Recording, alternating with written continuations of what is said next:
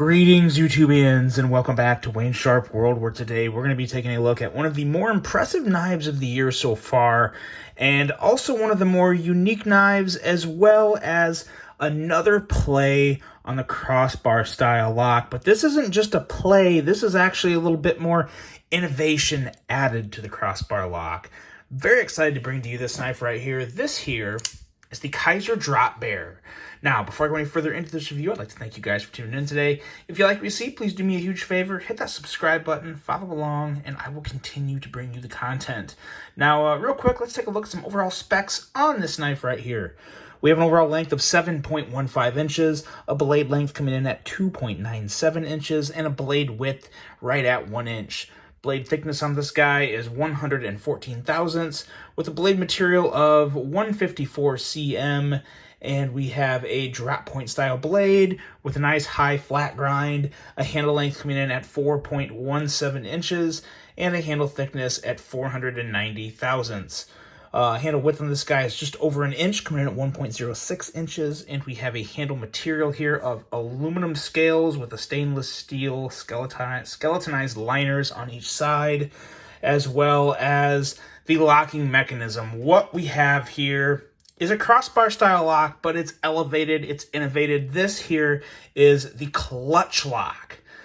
We will break this, not actually take this apart, but we have a diagram to take a look at to see just exactly what the differences are with this clutch lock system. And we also have a user of a right or left hand tip-up carry, a weight coming in at 3.68 ounces. Now that's not heavy, don't get me wrong. But you feel a little more something with this knife, a little more, beefiness may not be the word, but just a little more, a slightly extra little bit of heft. Like it had, you know, one extra plate at that Thanksgiving dinner. I don't know, that extra little bit that you notice. This is designed by Azo, who, you know, I need to give this guy a little more credit because I am a big fan of a lot of his designs, and I always talk about Ray Laconico and all these other guys that in Vox, guys that I really enjoy in the knife community. Their designs just really speak to me, and Azo has easily gotten to that level, and I haven't given him the credit yet, but he really has. He's been with Kizer for a long time. He's designed some of their most popular knives, a couple that are maybe borderlining the iconic territory, like the Beglighter. The Beglighter is a fantastic knife that has a million different flavors in terms of blade shape and size and handle and materials. It's a phenomenal knife. But he has a lot of other designs too. He's got, I don't even know how many. I have got, I myself probably have 7 or 8 of his designs at least. This is not one of them. And if you don't know about him, definitely give him a follow on Instagram and pay closer attention to Kizer. I think you'll see that Azo name a lot more. Just a phenomenal designer that has really been around a lot longer than some people may think. Now, the price of this guy is coming in at $119, which is a little more than your typical Kizer, but this is not your typical Kizer. This is different, and I would put it in that special category in terms of a Kizer knife that you really do not just should try, but you have to try it. If you like Kizer knives, if you like fidgeting, yeah. It's one you gotta check out, and we're gonna look at it a little deeper here. But first, we're gonna do some size comparisons, and we're gonna bring out all the crossbar style locks I have. But first, we'll go with this one here, which is not a crossbar style lock. This is the Spyderco Pair 3, and then we also have here another knife that really gives me some vibes from the Wee Banter. I really see some of the Wee Banter in this Kizer Drop Bear. Not a ton, but it's just that friendly, more non-aggressive look that you have between these two knives. And I think they relate really well to each other. And I think this is another one. The Banter and the Drop Bear are two of the better knives you can carry that are, you know, a non-threatening, not so intimidating type of knife, but also a very, very good knife with a great blade. Has a lot more to it. So really good option there. And now we have, let's get into our Axis style locks, our crossbar style locks. A couple newer ones here. We have the Giant Mouse Ace Nazca with their crossbar lock. And then, of course, we have the River Lock from TRM on the Shadow. And as you can see, it's a little shorter than both of those two, which is expected. These are bigger knives. But now let's pull out a couple knives that are even a lot closer to this knife in terms of comparison. My personal favorite before this Drop Bear, I'm not saying the Drop Bear is better, but these two are very close. The Hogue Deca, excellent action on the Able Lock from Hogue. And of course, I would be remiss if I didn't put this knife on the table. The Bug Out, and I think we do need to still give a little ode and credit to Benchmade for bringing the Axis Lock to the industry. And I will say this too, because I feel like they've gotten a little harsh rap over the past year or so about their Axis Lock. I've handled a couple new knives from Benchmade recently. Their Axis Lock has improved. I don't know what the secret is behind what improvements they've made, but just overall, the smoothness and the consistency is definitely getting there a little more in the Benchmade Axis Locks, and I have a couple more coming, but it all started right here, right there with Benchmade and their Axis Lock, which gave us all of these amazing knives. So thank you to Benchmade for bringing that innovation to the table, and thank you to Kizer for adding to it, because this is not an Axis Lock. This is very, very different here. Yeah, you see, when you do this, there's not a lot of crossbar style locks that do it that easily, that just drop and fall, and it's just so buttery. Now let's take a quick look inside this knife right here, because everyone's been taking this thing apart, and we could do that, but you know what? Right now I have a lot on my plate, and I'm kind of into that work smarter, not harder mode, and I want to save some time from the disassembly of this knife to just go here, take a look. So as you can see, here's the knife, taken apart right here. We have the skeletonized liners, and then we have right here a D-shaped pivot, which is very important. So you can take off both of these screws here without any free spinning pivots, which is very important. It makes the ease and disassembly of this knife a lot easier. Up here, you have a blow up of this area right here. This is your 5-hole your adjusting station, where you can move your Omega springs from 5 different levels of resistance. The farther back you move it, the easier the tension is. The farther forward you move it, the tighter the tension is. I have disassembled this one here, and I actually have it right in the middle. I think the middle is really the sweet spot. If you move it all the way back, it, in my opinion, is too weak. I'm not a big fan of that. If you move it all the way to the left, it's nice, but it's definitely more of a firm feel on the clutch lock, which I do just like it right in the middle. I personally think it's perfect in the middle. So just my opinion. And then up here you have the clutch bar, and this is important right here, because this clutch bar right here and these clutch studs, or the studs on the clutch bar, however you want to word it, have a huge reason as to why I enjoy this system so much. But as you can see, there's 2 screws on each side of this, and since it's D-shaped, it's easy to take apart. You don't have to take the whole knife apart to replace the springs, and it does come with an extra set of Omega springs. Every one you get will come with an extra set of those. That's huge, because sometimes they can break. Personally, I've never broke any springs on any crossbar style locking knives ever, so take it for what it's worth, but some people have, so you get an extra set of the springs. And that's basically the gist of it. The rest of this stuff down here, you know, standoffs, all the regular stuff.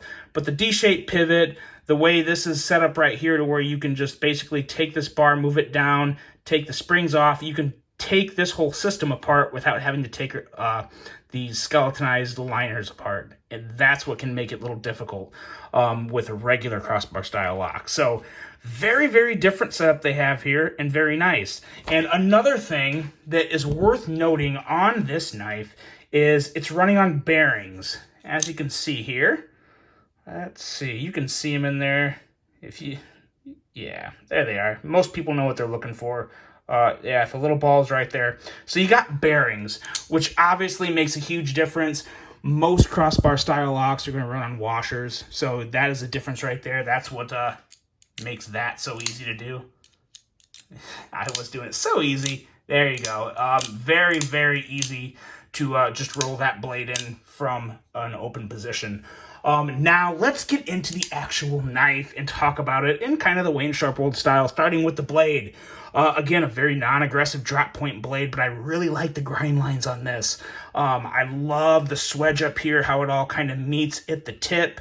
You have excellent jimping all the way and lots of jimping. I mean, you have all the jimping up here. So you can really bear down and push in with just the tip on certain cuts, or you can kind of hold back like normal and just do your regular little moves. But this right here, it does feel very good, and a lot of it, I love the traction you get from that jimping. It's very nice jimping.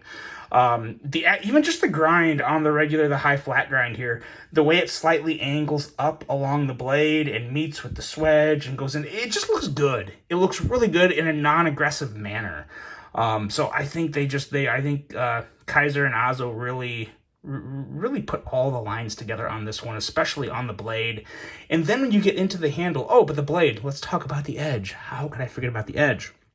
So you guys know a lot of Kizers come in at like 14 to 16, maybe 17 thousandths. This one is slightly thicker behind the edge at 19 thousandths, but as you guys know, anything under 20 thousandths is pretty much good to go for me. And that 19 thousandths is going to give you a little more sturdiness right behind that edge, and it's still going to slice very well. So no issue there whatsoever at 19 thousandths. Non-intimidating blade, but definitely ready to put some good work in. Now, going into this handle here. I really like this handle. There's a lot of things that just feel really good in hand. It's like the perfect length, so it fits really well in my hand. The aluminum scales, I don't really have any issue with the aluminum scales, but if you drop your drop bear, like I did, as most of you probably know now, we have 1, 2, 3, 4, 5, 6, some bigger ones here, but again, you guys, it's not a $700 knife. It's a $120 true user. It's a knife that should probably have some scratches on it at the end of the day. But the whole aluminum thing, I like it. I don't mind it. I really hope, I think this is going to be a prime model to have a lot of flavors of.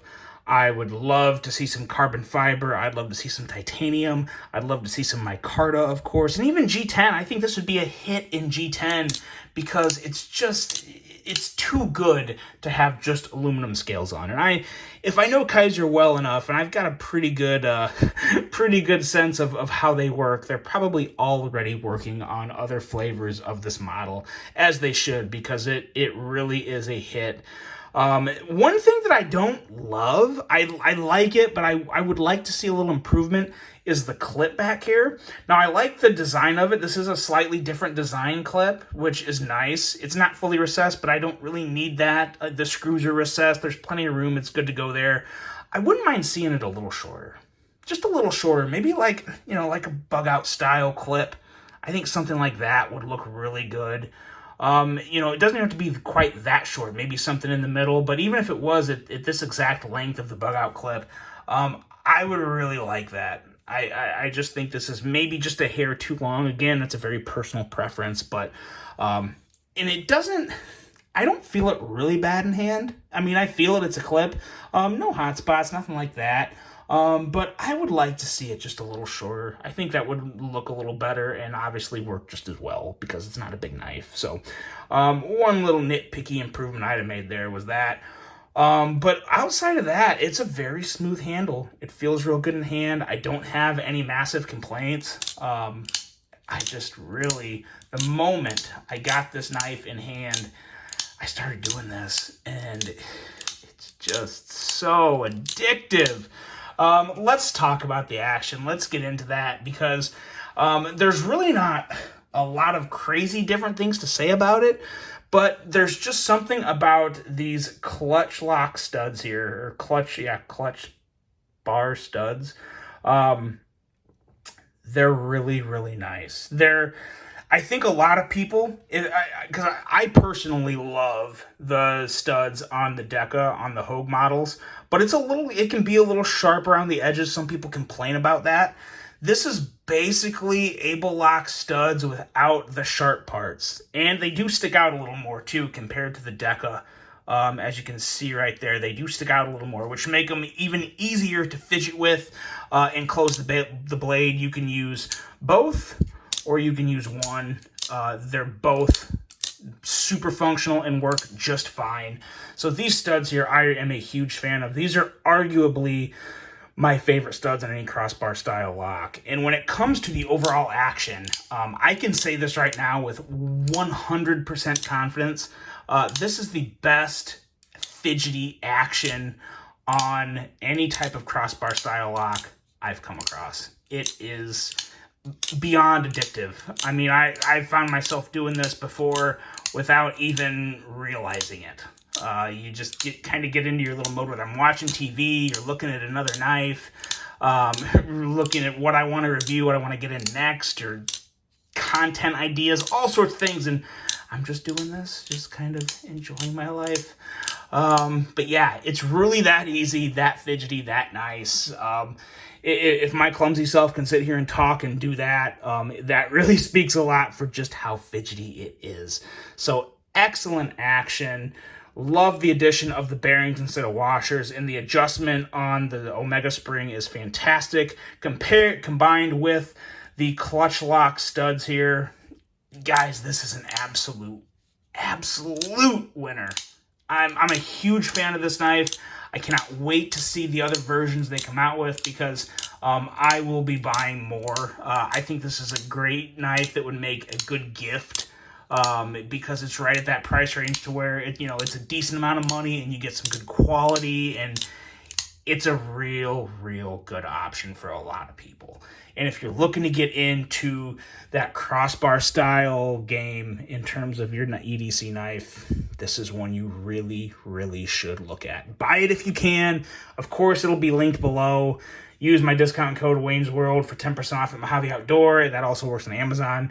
But these will probably be hard to find. So you can try winning one. You can win this one right here. This brand new one. Now this one has not been in the pocket. I have not disassembled it. It comes with the box, the Omega springs, everything brand new Drop Bear. And let me tell you, it's just as nice, just as fidgety as the one that I was talking about. And it is excellent. And it needs to be in someone else's pocket, because I want to give this one away. Because I love my subscribers and viewers, and that's what we're going to do. We're going to give this away. So what I want you to do to enter yourself to win this knife, let me get a like on this video, and just a comment, any comment. I don't really care what it is. Drop a comment, drop a like. I will draw the winner for this knife next Friday. This video will be is uploading on Friday, so the Friday after this one, we'll pick a winner. We'll give it away. Enter yourself to win this, because this is a hard knife to get. It's going to sell out quick if it's not already sold out, because, yeah, it's that awesome. There we go, guys. The Kizer Drop Bear. This one ran a little long, but I hope you enjoyed it. Let me know what you think of this knife if you plan on picking one up. Really hope you guys enjoyed this one. Hope you have a great rest of your day and a phenomenal weekend. And until the next one, I'm out.